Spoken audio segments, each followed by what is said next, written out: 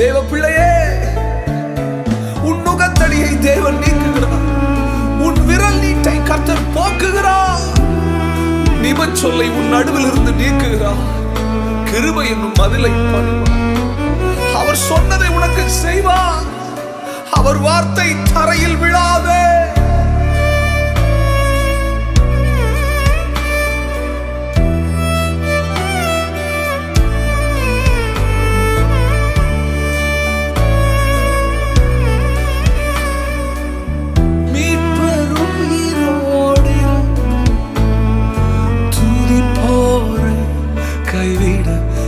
Praising it, துதிப்போரை கைவிட விசுவாசி கைவிட மாட்டார். நம் குடும்பங்களை கைவிட மாட்டார். நம் சபை